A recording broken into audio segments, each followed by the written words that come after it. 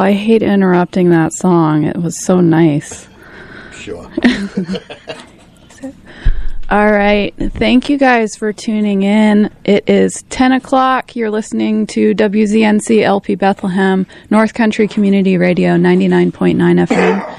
And we're streaming online at nococommunityradio.org. My name is Amanda McKeen. You're listening to North of Normal, and we're live every Tuesday from 10 to noon. And from 10 to 11, I have a guest on each week, and we just sit down and have a chat. And my guests are usually from this region, not necessarily from, but they're in this region making an impact. And the show is created to help our community know who's here and what's going on. So this week I have Sean Gawlik. And Sean, you are not a filler guest, just to remind you. I don't know. I think I'm B-roll. No. Well, Sean, thank you so much for being here today. And we're going to get to know you a bit. And you told me just before we came on air that there's not really anything off limits unless suddenly there is. So hopefully the questions I asked today won't be too intrusive. Nah, go ahead. Fire away. So I usually like to start out talking about how I know my guests, because this show is by invite only. So you should definitely feel special, Sean. I do. That poster in the post office really paid off. You know? So Sean, I didn't really meet you until we actually made time to have coffee together. Correct. And that was like, I think it was August. You think it was August? Yep. But I had heard about you through Angel Larkham at the Chamber, and she started talking about how there was going to be this youth entrepreneurial fair. Correct. And it sounded amazing. I mean, we're going to have these kids. They're going to create this mock business and go through the motions to understand the ins and outs of having a business and advertising it, and then having like a day where they would present their businesses, right? Correct. So that was supposed to happen in September, and so Angel connected me to you and had asked if I would be willing to spend some time mentoring the kids, especially with marketing stuff. And I was so honored to be asked, and then found out that this guy named Sean Gawlik was heading up the whole thing and that I needed to get in touch with you. So that's when we made time and sat down for coffee at Inkwell. And I was just pleasantly surprised at just all of the passion and the values that were coming out as we were talking, and just hearing that you really have a heart for this community. So I wanted to have you on. I don't know much about you besides what we already talked about there at coffee, but right. Well, it's because I'm a ghost online, right? You are kind of a ghost. I mean, you do have a little bit of a presence. I was able to find you, but yeah, you are kind of a ghost, and I would love that this show today would help make you not so ghosty. Is that okay? Yeah, sure. Okay. So, Sean, the thing that I think would be really helpful for listeners to know first is, how did you end up here in the North Country? Like, what's the story behind you being here? Originally from Massachusetts. Was working a lot, doing things and stuff. Decided to just kind of take a break, go on Dead and Fish tour, so bounced around between concerts and all that.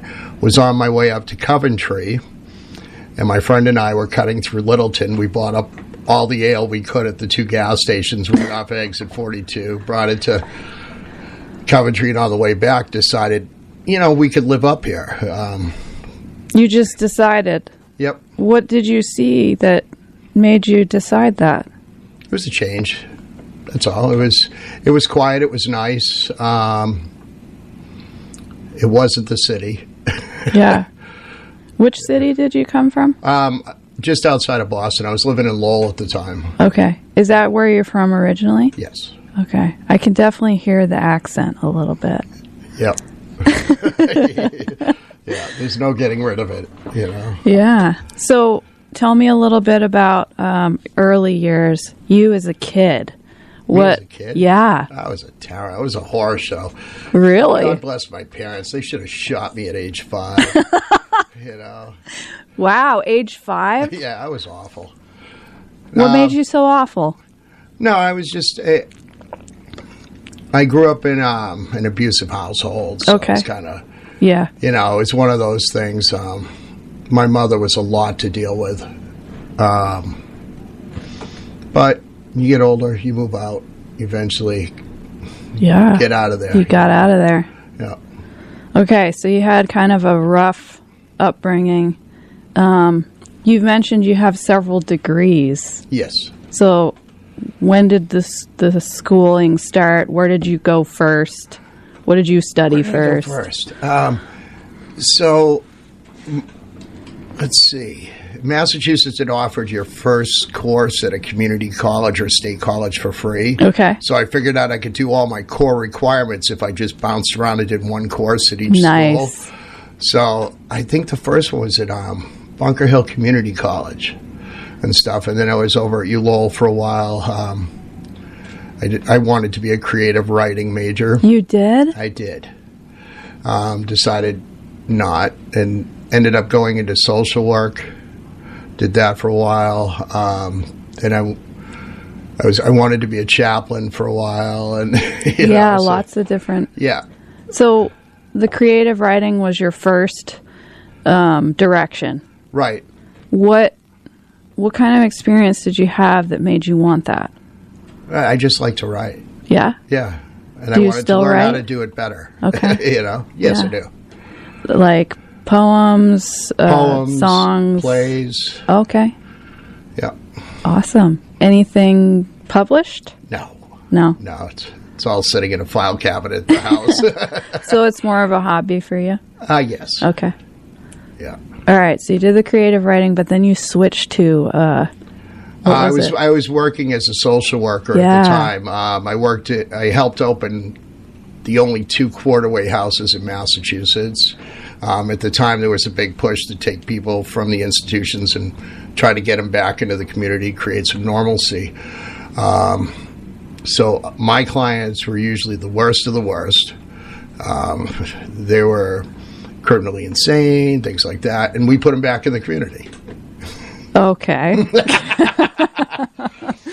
Can you elaborate on that a little bit? Like, what? Somewhat. I mean, was it safe? It was, actually. They didn't harm anybody else in the community. If they harmed anyone, it was themselves. It was different, though. It was a lot of work, a lot of stress. Yeah.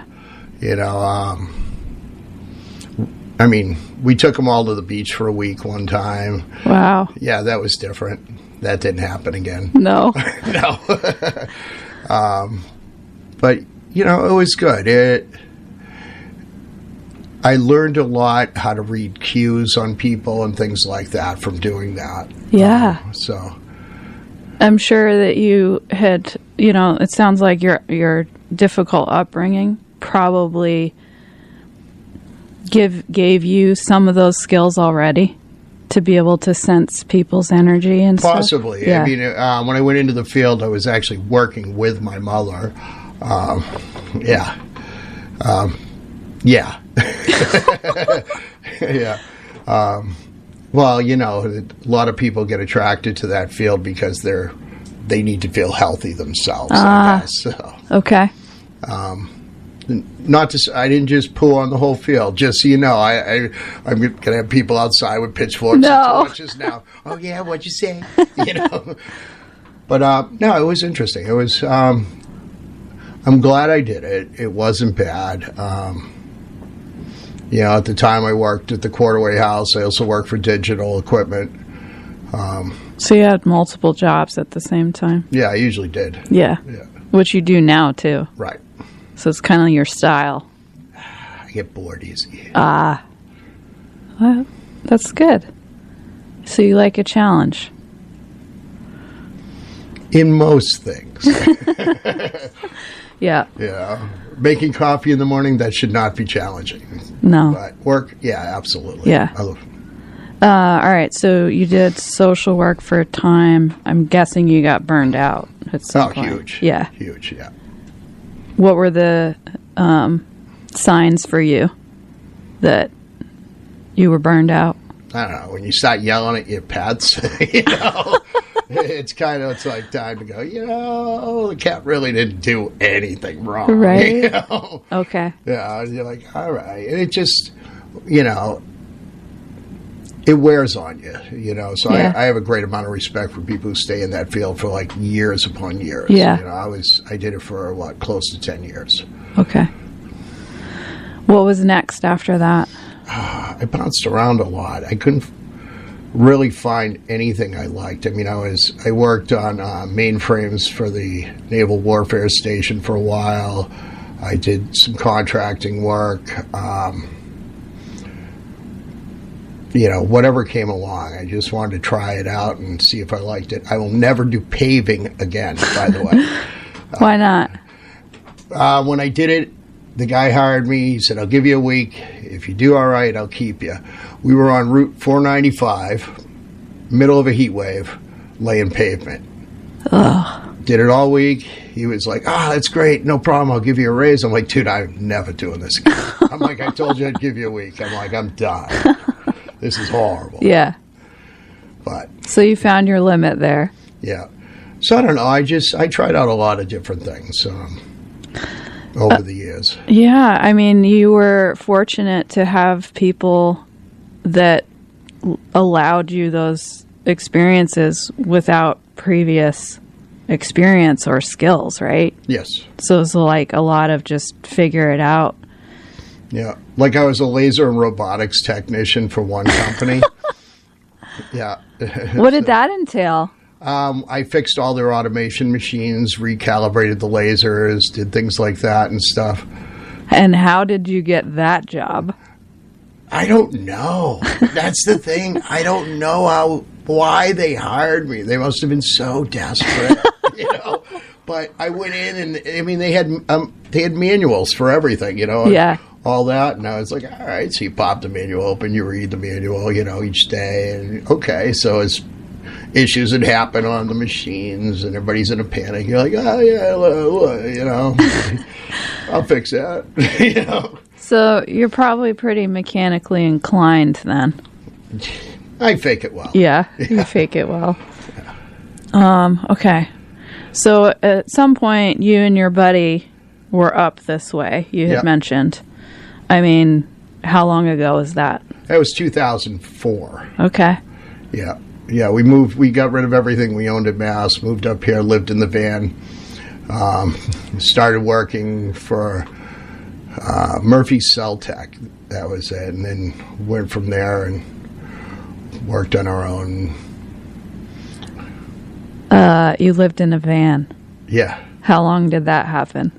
Oh, we were up here for a while. I mean, we eventually moved out of the van and moved into Thayer's because it was too cold. Yeah. When you wake up and you have, from your breathing, you see the icicles on the top of the van, you're like, yeah, this is bullshit. So we moved into Thayer's, and then, rest is history. Is it? Is it? Yeah, I don't know. Well, what happened next? How did you get from Thayer's to your house now? When I moved out of Thayer's, I lived in Lisbon briefly, and then moved into Bethlehem, and pretty much been in Bethlehem since. Okay. Yeah. And what year did Bethlehem happen? No, I want to say 2005, somewhere around there, 2006. Yeah, so you've been there for about 20 years. Yeah. Cool. Yeah. So what do you love about Bethlehem? If anything. They haven't run me out of town yet. No, it's a great little town. When I first moved there, I didn't start doing a lot of exploring till my ex and I split up. I really wasn't allowed to. But as I got out and I got to know people, and I was watching that the town was maybe starting to grow, and I really got interested in okay, how do I invest in my community? Yeah, I would love to know where that desire came from because your background was just so diverse and so like all over the place. Did you have community before you came here? No, I actually moved here to get away from family. So, yeah. But my grandmother always looked at community as a responsibility. Yeah. It was something you needed to work for, something you needed to nurture. Yeah. And at the end of the day, if you couldn't put your head on your pillow knowing you gave more than you took, then you needed to get up and do something, you know? So. It sounds like your grandmother had some positive influence on you. My grandmother rocked. She was the best. Was she? Yeah, she was awesome. Very active in the community. You know, she was, president of her chapter, the DAR. She was very active in the church. The Red Hat Society. All I ever knew as a kid was they wore big-ass red hats, you know what I mean? Yeah. You know, and all this other stuff. She was very active in politics. You know, she helped start the LPN's nursing union and things like that. And, you know, so. So did you spend a lot of time with her? Yes. Okay. I moved out of my house at 16, moved in with her for a little bit. Okay. And then got an apartment from there. But, yeah, I spent a lot of time with my grandmother. That's really special. Yeah. Yeah, I've lived with my grandparents, too. And it's a different relationship for sure, especially if you go live with them. Right. It's, you know, it's a little strange. Yeah, she had Emily Post's etiquette in one hand, the Bible in the other, and I don't know where she kept that wet dishcloth that she'd hit you with a rat tail if you cussed in the house, but yeah, she could get you from any room. It never failed. But she was a hoot. It sounds like a really good relationship to have. Yeah, definitely. In a difficult childhood. Yeah, absolutely. Yeah. It's good. So she had influence on your perspective of community, and when you came up here, it sounds like it was kind of your mission. I don't know if it was my mission or if I just kind of fell into it. I mean, I think I needed to calm down my life a little anyway, so being up here was good for that. And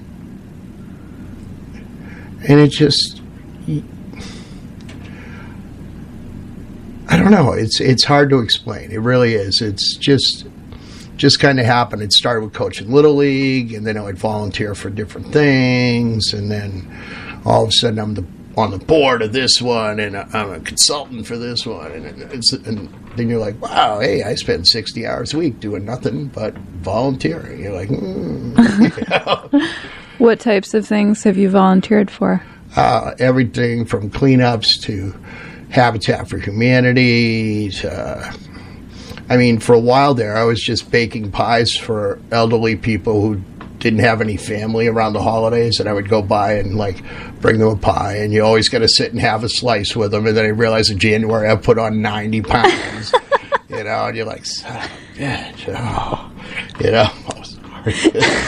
But, we got to keep this G-rated. I'm sorry. Okay, so I think you had mentioned at one point that did you do search and rescue? Yeah, a while back I volunteered for a search and rescue thing out of Vermont. Yep. Out of Vermont? Yep. Which organization was it? Jesus, this is 20 years ago. It was outside of Jericho. It didn't last long, just because I had obligations to the service and I had to go back. But it was cool. Nice guys. You know, I like rocks. I'll climb. You know. Yeah, you used to rock climb. Yes. When did that start, and how did you get those skills? Well, it started in the service, Mountain Warfare School, etc. And I really enjoyed it. So I used to come up here and do it. And then when I moved up here, I haven't done it since. That doesn't make any sense. All the things I used to love about coming up here, I have, other than maybe fishing once in a while, I haven't done since I've moved up here. Wow. What do you think that's about? I work here. You work a lot. Yeah. Yeah. So what do you do for work now? Well, let's see. I'm the executive director of Bethlehem Events, which is a 501c3, and we do the town events and decorating and planning and stuff in Bethlehem. We're having our first meeting tonight for our Christmas in Bethlehem committee. Nice.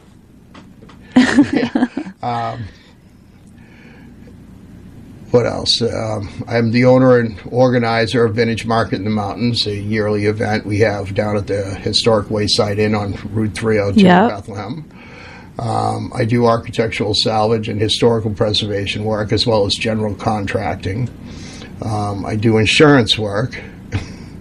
What kind of insurance? Like health, life, some investing and all that. I'm actually starting to study up right now to do Medicare. Okay. Yeah. Because I've got all this free time.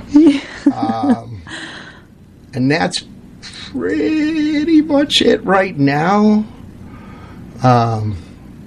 Just because I don't have any other time in my schedule to put something else in. Yeah. Well, that makes sense. Yeah. Let's talk about Bethlehem Events. Sure. I love talking about Bethlehem. Okay. Yeah. So you have been the executive director there for how many years? Less than a year. Oh, you're a newbie. Well, actually, it's been almost exactly a year. Ooh. I better have a cake tonight, guys. I want a cake. Ice cream cake. Ooh. Ice cream cake is your jam? Yeah, well, why not? Okay. Well, why not?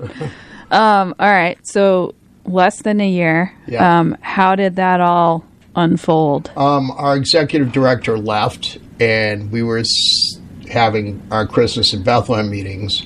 The organization was kind of at an impasse. Nobody knew what to do. It was kind of falling apart. We didn't have access to we didn't have a bank account anymore to speak of. We didn't have this. We didn't have that.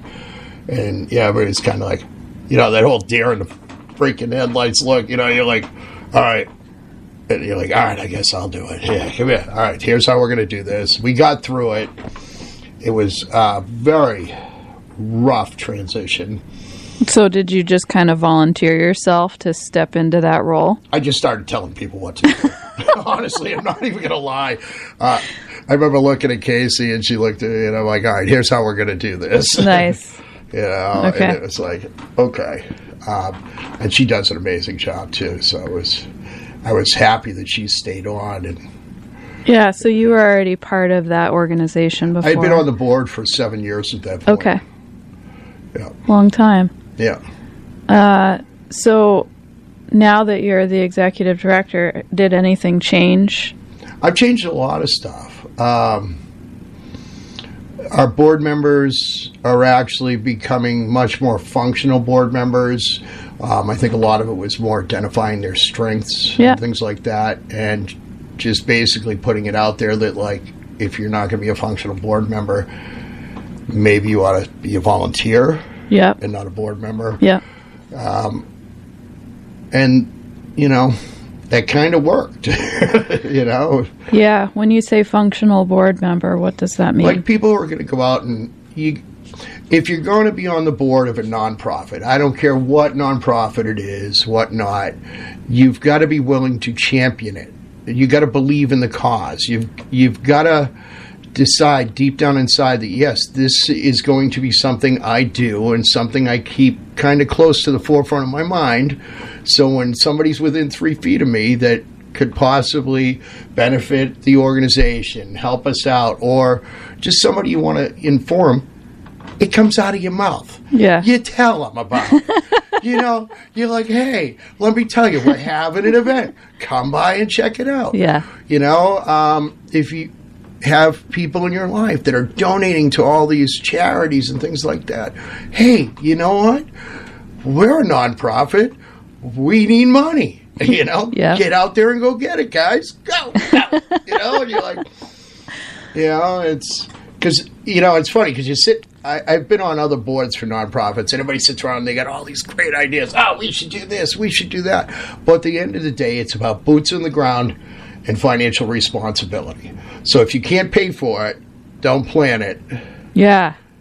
If you have no one to work it, don't plan. Yeah. You know what I mean? Yeah. And that's it. And then you sit there and you put it on, and you sit in the back room sweating, fingers crossed, hoping that nothing blows up, and stuff goes wrong all the time. You learn from it, you change it, you move on. That's a good way to live. Yeah. Yeah.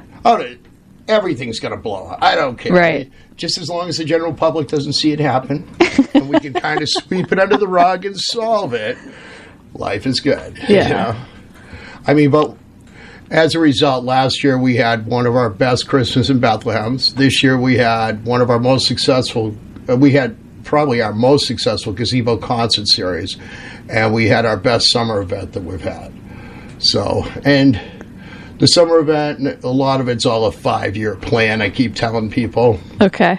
I've added a lot of other events for town. I mean, it really is about introducing people to Bethlehem, what we're about, getting them to walk in the front doors of these businesses, spend their money and stuff. And if they can make these events a tradition, they're going to come back. They're going to bring friends. They're going to bring family. They're going to stay at the inns. They're going to eat at the restaurants. They're going to shop at the shops. So. Yeah. So we've added a ton of events for next year. Awesome. Yep. I definitely heard about this summer's gazebo event because I think it rained really hard that day. It rained for a bunch of the gazebo concerts, the earlier ones. When we had Wicked Smart Horn Band there, it was fantastic. It was a beautiful day. It was perfect. And we had almost 2,200 people. Oh, nice. Which, to my understanding, has never happened. Okay. So that was cool. That is cool. What is the max capacity for those types of events there? I'll shut roads down. I'll take neighborhoods over. I mean, really. But I get, and a lot of people for that weekend reported really increased sales, increased attendance. So it served the purpose it's supposed to do. Yeah. What new events are you guys? So you mentioned the Youth Entrepreneurial Fair. Yeah. Which hopefully I have a web application for soon, but right now it's been all done via email. Okay. So we have the Youth Entrepreneurial Fair, which will involve a year-long mentorship program, classes, things like that. We have a lot of the community members like yourself who stepped up and said, hey, I want to be part of this. Yep. I met with the Studio Arts School in Whimsy. And yes, Lori, I will get you the information out. Amanda just scolded me earlier for this as well.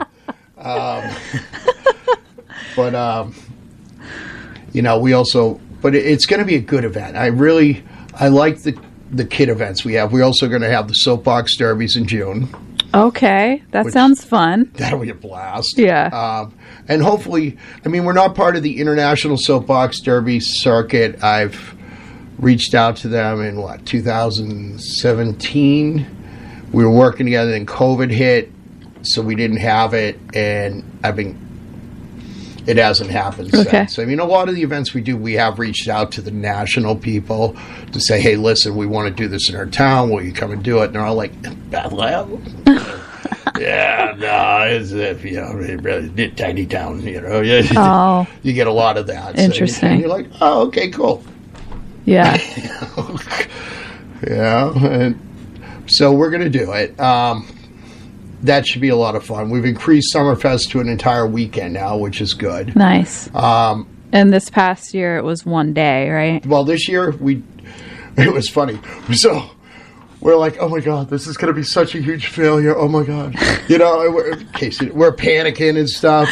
And I'm like, we don't have enough vendors. Because usually I don't recruit vendors for it because my show is a couple weeks before. So I'm out recruiting vendors for my show. The Vintage Market? Yeah. Okay. And things like that and sponsors. So, I'm looking at the vendor list. I'm like, wow, we got 2. This is great. We got 2. So I went out and I'm like, recruiting people. We ended up with a lot of vendors, which was nice. We moved the food trucks out of Gazebo Park onto the street so that they're more visible and encouraging people to stop. We moved vendors up onto the street side. They used to do that back in the day, and they'd have them, and there was an issue with the businesses at the time, so they all ended up in Gazebo Park. But if you've ever been there, it kind of drops down and stuff. So you don't see anything going on in there till you're literally on top of it. But I don't know. It just... So we decided, what are we going to do? Let's make it a whole weekend. all right. Yeah. Yeah, let's make it the entire weekend. What's going on this weekend? So we got other people involved, the Odd Fellows, Beach Hill Auto and stuff, the Historical Society. So we had the pancake breakfast, we had the car show, so it ended up creating an entire weekend. We advertised I think it was the start of the Jewish Film Festival at the Colonial. Okay. Part of it, and so that it gave people a picture of what they could do for the entire weekend. Yeah. They didn't have to leave town. There was a lot going on. Okay, let's stay here, have some fun, All right, hey. And it didn't blow up, and it was nice. Nice. Yeah. So this was the first time that happened this year? Yeah. Okay. Yeah. So we're going to plan better for it next year. Yeah. Or at least plan for it next year. Yeah. Yeah. But what else are we doing? We're bringing back the Halloween events. We're working with the historical, and with the Halloween events, we'll have an oddity show and a few other things. I'm actually working with a couple of companies right now to see if I can hire a bunch of circus geeks and freaks to rove around downtown and just do performances during that week, which I think will be So awesome. are you accepting applications? Oh, always. Okay. Always. I want to start introducing a lot more of the performance arts into downtown and into the events like that, and circus arts and things like that. I think it's very important. I think people naturally are visual. Yeah. So it's like if you go to a restaurant and your food looks like crap, you're going to automatically assume it tastes the same way. Right. Where if it looks great, it could taste okay, but you're going to be like, wow, that was awesome, because people eat with their eyes. It's just how it is. If it smells or looks bad, you're not going to touch it. So yeah. Hopefully we smell and look good. We're helping the Historical Society right now try to bring back the in-tours. I'm working with a few tour bus companies to see if we can get them to actually stop in Bethlehem, other than just being the cutest town to drive through. Yeah. Have them actually physically stop, drop off at the Wren Block, park down the other end so people have to walk Main Street to get back to the bus. There's going to be a lot going on, and there's so much. Well, that's exciting. Is it? Yeah, and you've got it's exhausting. You've got functional board members. I got now, functional so. board members. We have good volunteers that come out for every event, which is nice. Dottie and Ben, they don't miss it. It's we have plenty of volunteers, which is good. Though, if you would like to volunteer for the Christmas in Bethlehem thing, again, we're having our first meeting tonight, so show up. Is this an invite for all of our listeners? Hey, if you would like to help us with Christmas in Bethlehem, please show up at Town Hall at 6 p.m. We will be on the third floor. Okay, there you go. Bring your ideas and your solutions on how to make those ideas happen. I love that. A lot of times we don't get that far. Oh, no, it's always, hey, you guys should do this. That's great. That's going to cost us $10,000 and take 40 people. How are we doing that? Yeah. But having that solutions mentality is so key. Right. Be part of the solution. Yes. Not the problem. Yeah. Because, people tend to get all offended when you don't use their idea. And you're like, it's not that it's a bad idea. It's just going to take so much to facilitate that idea, I mean, it's a lot. And you don't want to let people down or discourage them from volunteering. And I think to date, we only have one band and 2 people that we've banned from volunteering or being part of it, Okay. Yep, there is a blacklist. Yeah. Don't get on the blacklist. And because we do share the blacklist. But yeah, it's really good. It's nice to watch community pull together and make something happen, that isn't about them lining their pockets or promoting themselves. Yeah, what is it about to you? Well, it's one of the few times that most, not all, but most of the community will come together, put aside politics, put aside differences and stuff, and actually enjoy each other's company for that day or enjoy the event, share the experience. and it really creates a wonderful sense of community. Where 24 hours after the event, they're still they can go back to pointing their fingers at each other, like, you dirty rat, and yelling at each other and shaking their fists if they want. But I think it's one of the things that makes the town great, is that a lot of people are willing to do that and pull together. Yeah. When you see other towns in the surrounding area and what they're doing, how do you think Bethlehem compares? Well, Littleton is amazing. The things they're doing, the chamber does and stuff like that. First Fridays is great. The art show is great. But you have a bigger infrastructure. You have more people. You have more money, if you will. So it's hard to compare to that.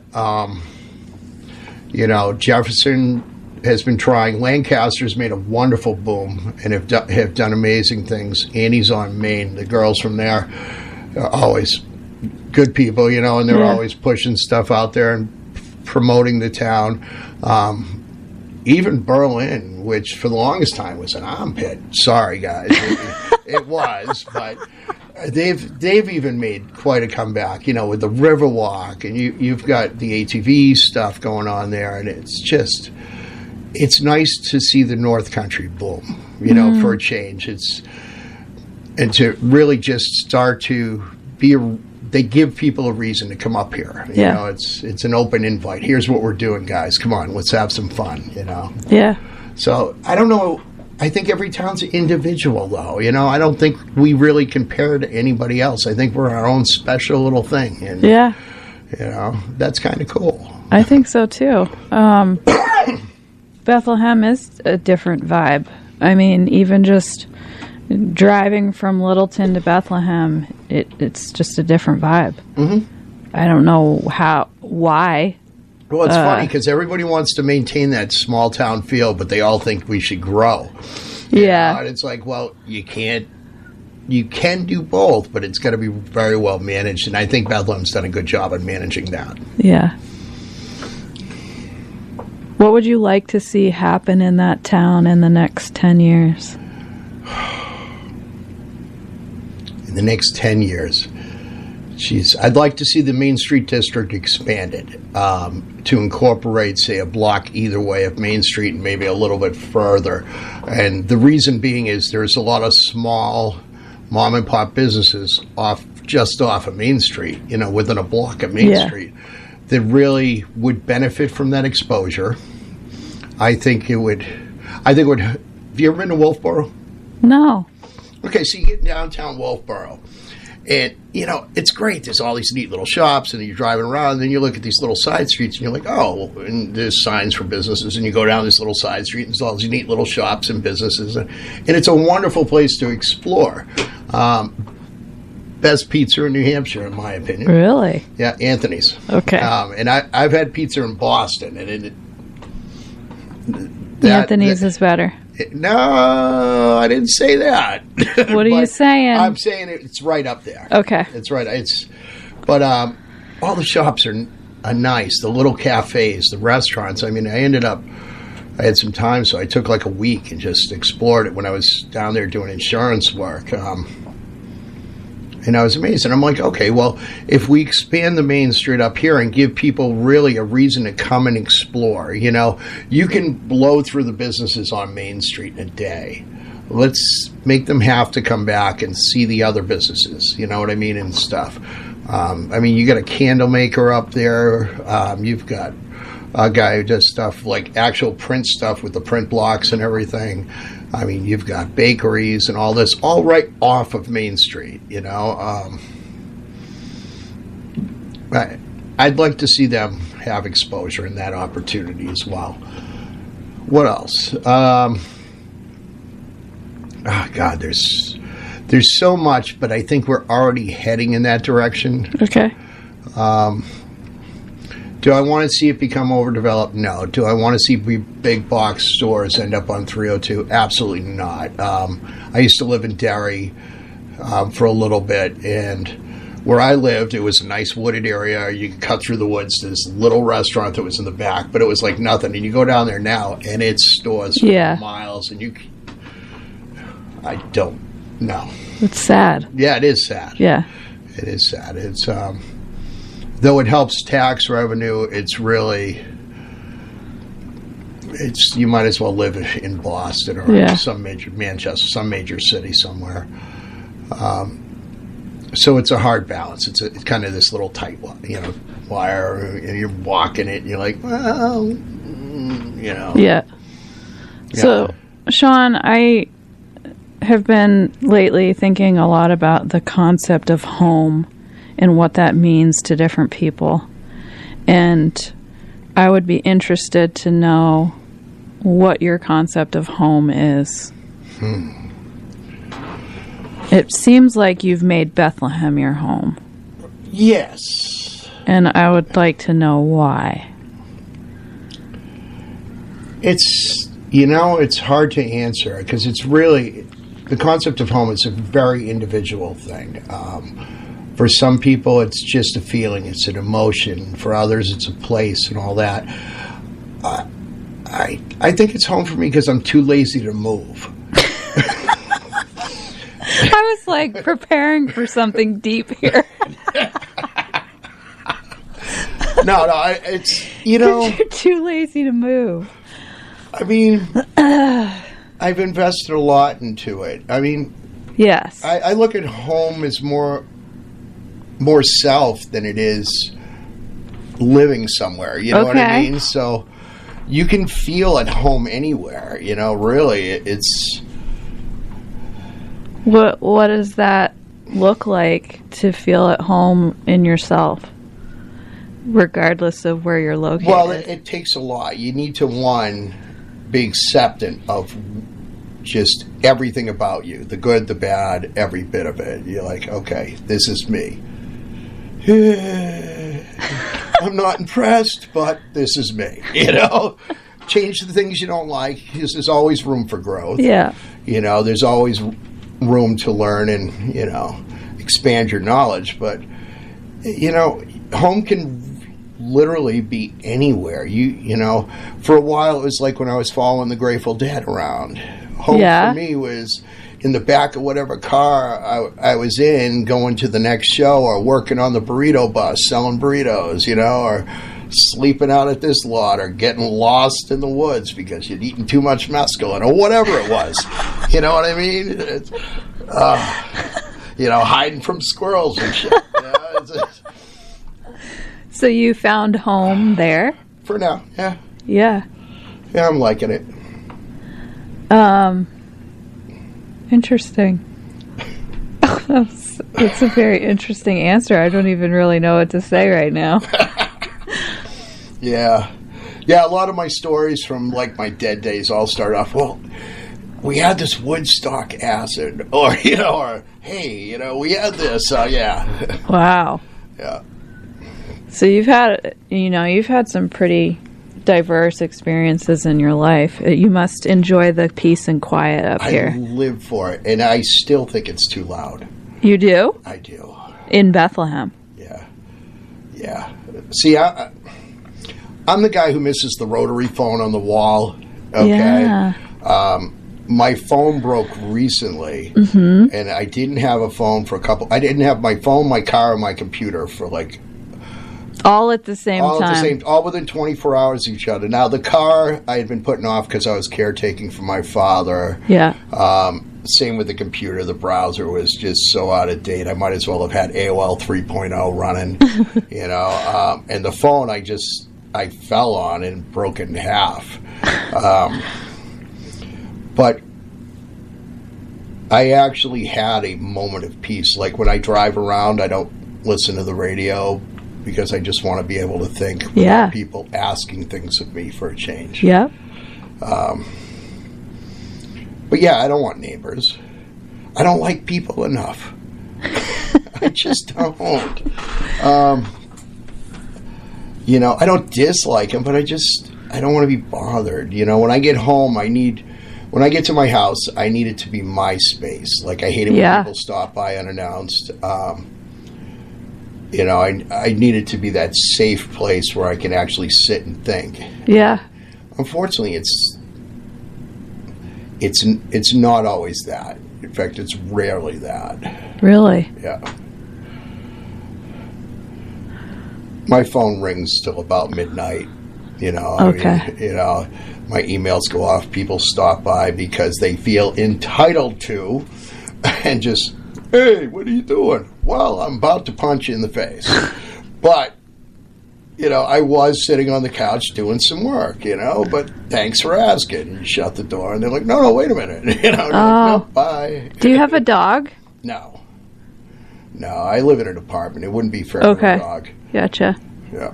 I was thinking, I wonder what kind of, barriers you could put up that would slow people down. I'm thinking razor wire and, gun turrets is what I'm thinking. A moat that bursts into flames, something, really. Yeah. No, what you're talking about is, setting boundaries, the power of boundaries. That's something I've written about in the last month. Okay, so do you find that most people will not respect a boundary if they feel their need is that great? I need this today, and they don't give a shit what you're doing, Yeah, let's still keep this G-rated. Sorry. And they don't care what you're doing. They're just going to burst into your life and I need this now. Yeah, there's always people like that. And I think most people are like that. The good ones, they get it. There are people out there that understand. There are, but that, especially in the climate we've had over the last few years, since COVID, I would say, people have they've lost their sense of etiquette and decorum. You know what I mean? There's a certain you should be polite. Yeah. Oh, I'm going to stop by so-and-so's house. Let me give him a call. Yep. Let me send him an email. Let me schedule a thing. Not. Yeah, that's hey, shifted. Yeah. That actually, when I was a kid, I remember that is not how things were. You did show up at people's houses unannounced just to say hi. Yeah. And that's changed with, phones being available and internet being available all the time. So there's no reason why you can't give someone a heads up as a courtesy and just ask first. Right. Just ask. Ask. Are you so afraid that I'm going to say no, don't come over, that you don't ask? And but there's an art to actually setting the boundaries. And that's something that I feel like I'm always working on because I'm never getting to the point where it's this, Just be honest. Yeah. I find that to be the easiest thing. Listen, I don't really like you. We're not friends. I'm courteous and kind to you because that's the person I am, and I want to treat you with the same respect I feel I deserve. But don't stop by. We're not going to hang out. We aren't sweethearts. This isn't happening. Have you had to have that conversation? Oh, my God. It seems like all the time. Yeah. Over and over. Last night I went to a yoga class and we talked about the position of our bodies when we're setting boundaries and how that, and I'm not saying that this is the case with you, but I just find it interesting that if we're carrying ourselves in a way where our shoulders are rolled forward or we're kind of hunched over and making ourselves small, people are going to pick up on those signals and feel like they can walk all over you. Well, that's the thing. If you look like a pushover, yes, you're going to get pushed over. So then the opposite would be to sit up tall, stand tall, shoulders back, head up, just very confident and assertive. Right. You don't have to be aggressive or a jerk about it, but I mean, for me, I get people tell me all the time, you're way too honest, Sean. You're way too bluntly honest. It's well, no. It's really, I need people to know where I'm coming from. I'm not doing it to offend anybody. I'm not here to poo all over your, life and your, and the way you are. It's good for you. I'm not holding it against you. But I just don't want you in my life, or I don't like you, or I like you and I want you in my life. You know what I mean? The opposite is true. You know, when we engage people, if you enjoy someone's company, hey, listen, I'd like to hang out sometime. Can we set a time? You know, but don't just invade. Yeah, you know? Invade is a good word. And what was I going to say? It's your space, like especially if it's your home. That to me is a very big deal. If someone is showing up unannounced and they're invading your home, like where you feel most safe and where you can kind of just be with yourself. Right. That's a sacred place for somebody to just come barge in and, you know, pound on the door like, hey, like that's very invasive. I know. And it's funny because this is the first time I've had no one at home since I was probably 18,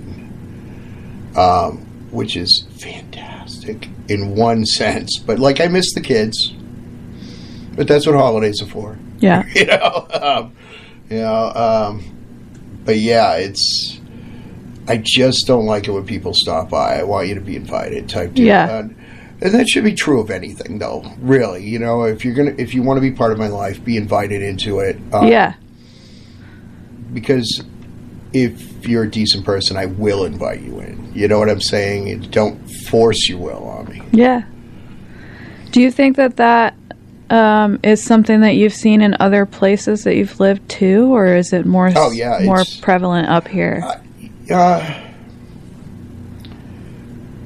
Yeah, I think you see it everywhere. I think it's gotten a lot worse, though, since COVID. I really do. I think people feel entitled to just, hey, this is what I need. Yeah. Why are you not on board? You know, and it's like, well, because you're a jerk. Or because I didn't know about it. Or because, well, you didn't invite me into it, you know. Tell me about it. Invite me in. Let's hear about it. Maybe it is something I want to be on board with, you know. One of the things that I find often to be the case with people who don't respect my boundaries is that they don't have their own. And when they don't have their own, they don't understand the importance of it in somebody else's life.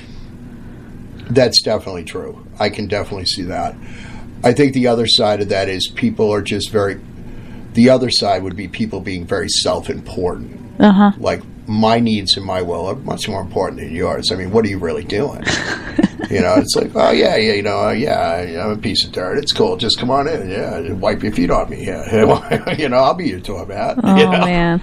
But, no. People, I didn't even think of that. But, yeah, that's a very good observation. Yeah. Because people without boundaries don't respect any boundaries. They don't even recognize them, so they don't know how to, you know, honor them. Right. And so you're essentially teaching them while you're setting them. See, I don't have the headspace for that. No. I just set them, and please do not break them again. You know? Yeah. So it gets to the point where you have to be honest with them. You do. And if you aren't honest, like, sooner rather than later, then it ends up becoming this big explosion. You know, you're really angry about it when it's only because you've delayed the conversation with them. Well, and at that point, you should be angry with yourself. Right. You know, you got no one to blame but yourself. But yeah, it's funny. I don't know why that happens a lot to me, though.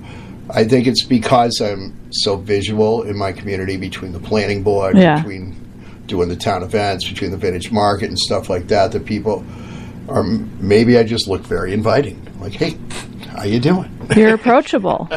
Really? Do you think so? I mean, that's what it sounds like. I guess. I don't know. But people feel comfortable approaching you at your safe haven. Yeah. So it's just a matter of saying, hey, like, thanks for stopping by, but you can't do this again. Yeah. Yeah. I had the conversation this morning with someone. That's why I got distracted. Oh, yeah? Yeah. I'm like, can you ever use a phone?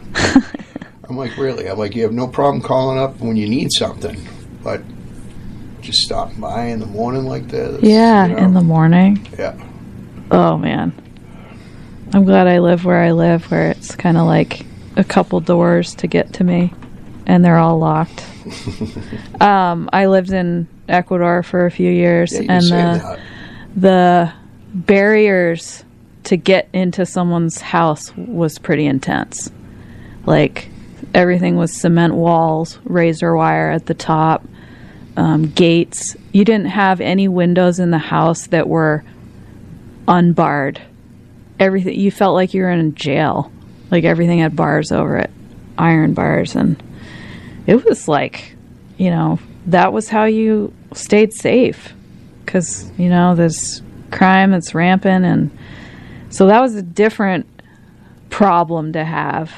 You know, people had to be invited over, otherwise they couldn't even get to you. Right. So, I mean, you could put some bars up. I don't think that'd be okay with my landlord. No. Nah, wouldn't be a good image on the house. But it's not that I don't want to see people or that I don't want to engage with them. The thing is, I spend my entire day engaging with people. You know, hey, you know, can we talk about this? Or hey, you know, why don't you come to this board meeting or whatnot? And it's an entire day from about 5 a.m.